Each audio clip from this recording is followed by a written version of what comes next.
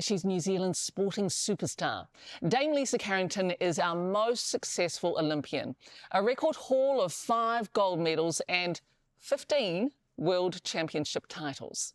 Now she has the Paris Games in her sights. But who's the woman behind the wins? Fearless and fearful, serious and relaxed, public and private. Tonight we have special access to Lisa Carrington's inner circle. Here's Guy Havelt with this Sunday exclusive. These books hold Lisa Carrington's most personal thoughts.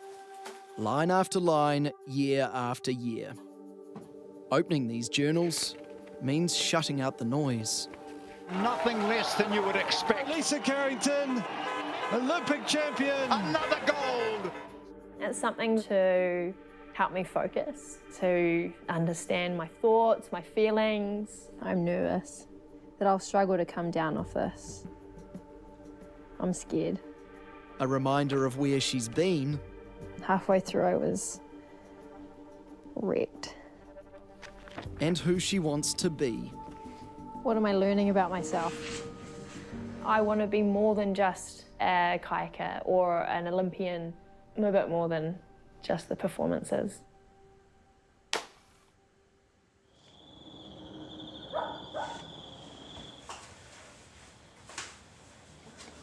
Up before dawn.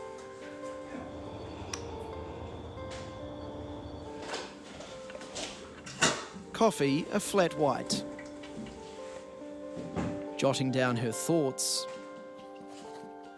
It's the same routine every morning.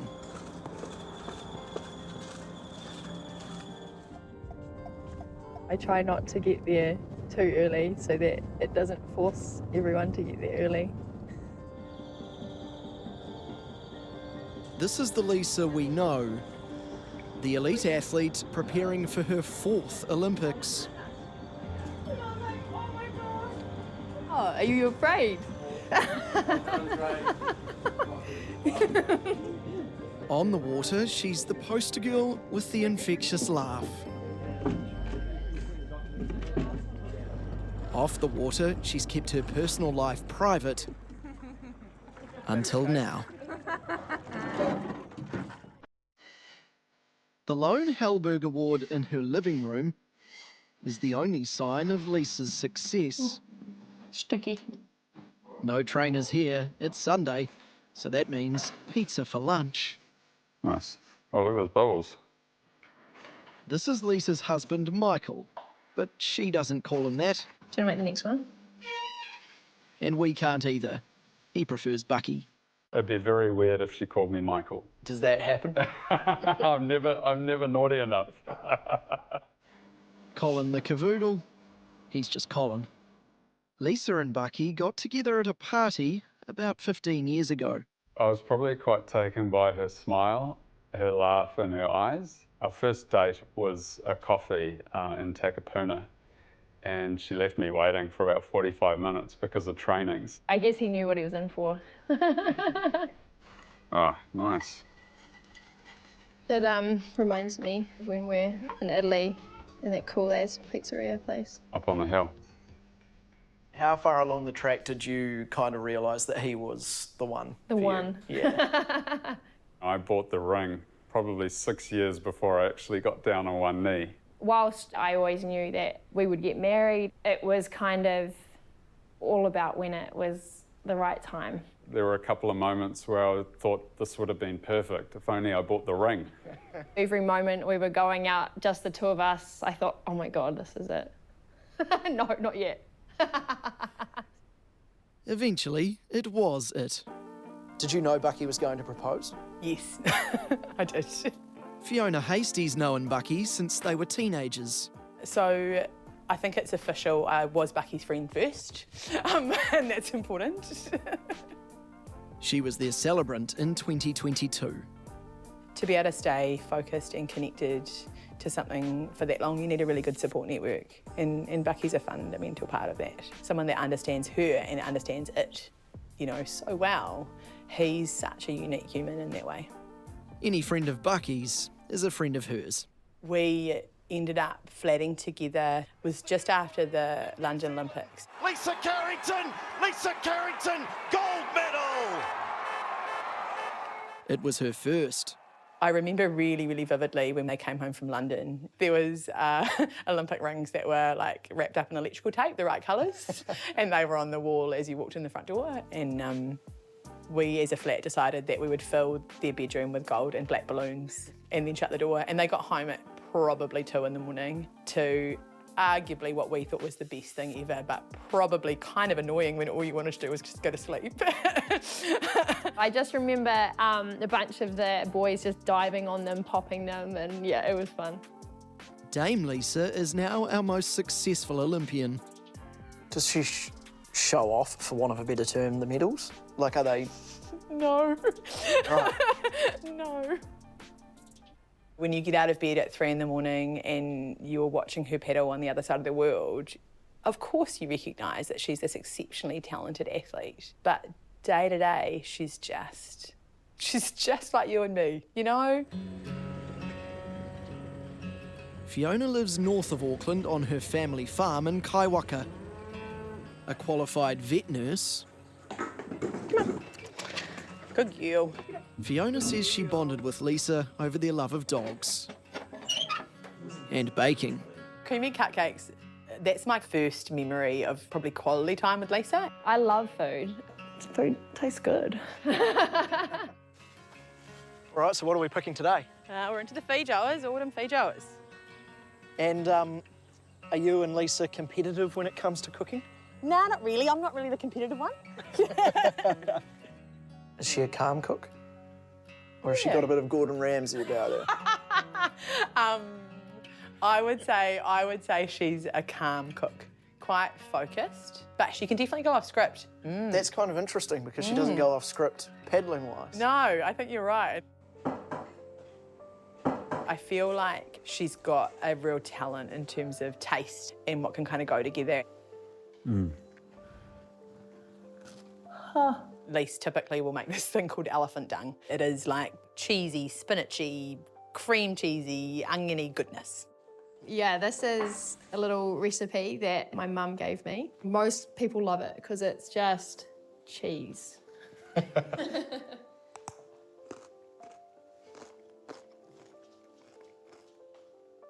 Very good. You were going to go double dip, weren't you?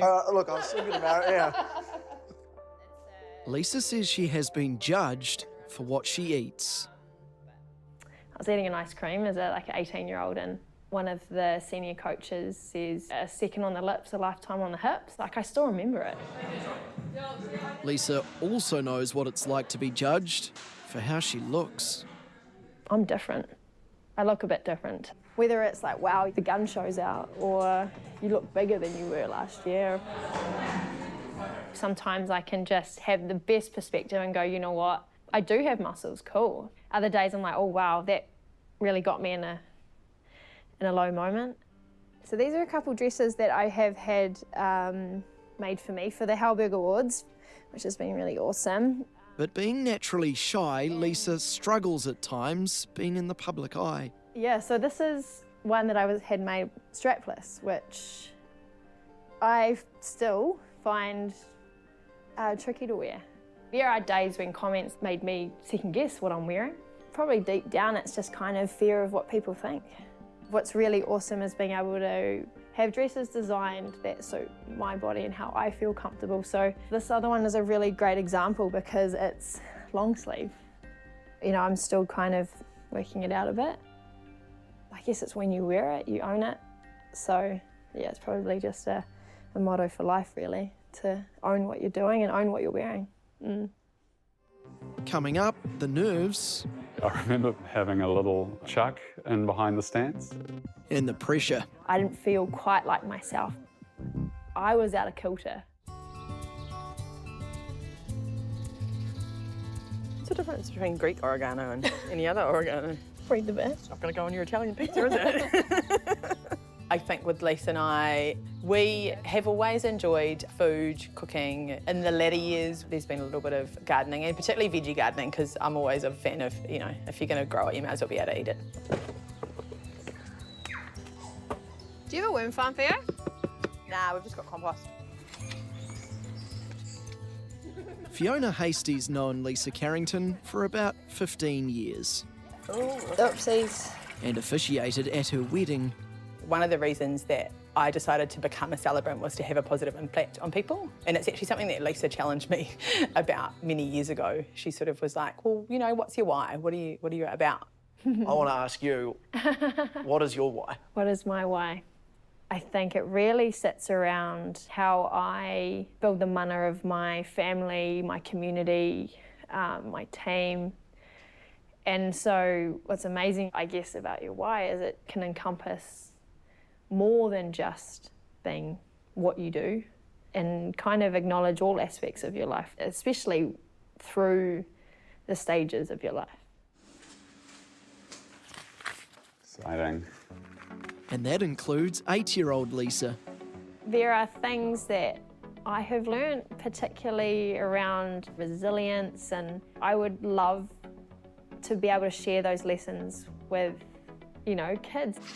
There's some character concepts. How's this? So good. 8 years old, Lisa. 8 years old. Lean and sprightly. Lisa's been working on a children's book about her and Colin, out later this year. Her mum and dad, Coach, they're in it too. Oh my gosh. But there's one character they weren't expecting. 8-year-old Bucky, okay. That is so good. They've used a bit of creative license here. Lisa and her husband Bucky didn't know each other as kids, but he was into water sports. I chose surf club because it got me out of Sunday school. Bucky went on to become a world champion himself in surf lifesaving, so he understands Lisa's drive and why some things have had to wait.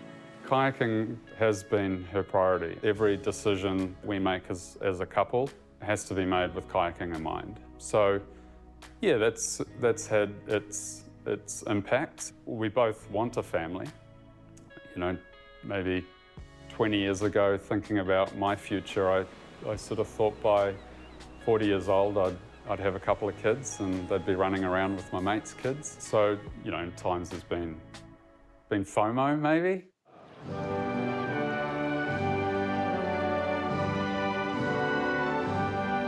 It was sort of things that you'd think about when you'd come up to the end of an Olympic cycle, right? Probably when I look back in 2016, it was too early in our relationship. Then 2020 deferred to 2021. Then you've got only 3 years till the next Olympic campaign. The way I sometimes think about it is someone could take 40 years to become an expert in their field. For an athlete, they get 10, 15 years. And so then the stakes are just so high. You know, it's really sometimes a now or never. Gym sessions start with a warm-up. Today, a bit of a laugh. But that's rare. Lisa trains 6 days a week. I feel the pressure, the expectation, but what I do know is that pressure can bring the best out of me. Heart rate was actually not too high this week. Yeah. It was a bit calmer, which was nice. On the sidelines for every gold medal win, her coach, Gordy Walker. Last week you talked about her start. Lisa's success is as much about her mental resilience as it is about her physical strength. There's that hierarchy of needs, and it's like food and water, basically belonging, and then self-actualization. Mm-hmm. But realising her full potential isn't as easy as she makes it look. She's just like any of the rest of us. You have good days and you have bad days, right? Knowing what to say or not say is tricky. Certainly over the years I've probably said the wrong thing. There's moments before big races, sometimes I'll be just so afraid of not performing, and I'll call him and I'll get really mad at him for no apparent reason. And I'll put the phone down and then I'll pick it back up and go, I'm sorry. You know, like to have that person that can kind of take and understand and just be there no matter what. Well, our close friends think any different of you. Colin doesn't care. I certainly won't. He bears the brunt of some of my conversations when I'm absolutely irrational. And picking up the phone to just have someone like Fiona and just being like, hey, how you going? She might talk about her feed jars, or she'll tell me that she's just fixed a fence. Having people like Theo and Bucky to give me perspective is the best thing. 34-year-old Lisa will be aiming for a first-time gold in the K4 event in Paris. That's 4.5 minutes. We're right on. We talk about paddling, but I would say we talk about it at quite a superficial level. Our friendship is beyond that one thing that she does, right? Kind of my responsibility is to remember that she's Lisa. Doesn't define her. Doesn't define her. She's still, you know, the girl from Ohope, Bucky's wife, Colin's mum. I love coming home to Colin and Bucky. Have to wait. Lisa is Te Aitanga a Māhaki and Ngāti Porou. Being Māori and representing Te Ao Māori is important to me. I always have it there, trying to keep it a part of my day as much as I can, or a part of what I do. I think there'll be a time where I'll be able to engage in it a little bit more, but absolutely really important to recognise where I come from. What does it mean to you to wear the silver fern? Yeah, from, you know, being a kid and never thinking I'd ever be able to represent New Zealand to, you know, doing it on the biggest stage is really special. Have you thought about what it's going to be like when you wear it for the last time? No, I see it as a huge privilege, and you never know, especially in sport. Every time I wear it, I wear it like it is the last time. The amount of joy, fulfillment, and all the experiences that I've had with her have been pretty incredible. She is New Zealand's most successful Olympian. I've learnt that nothing's a sacrifice, it's just a choice.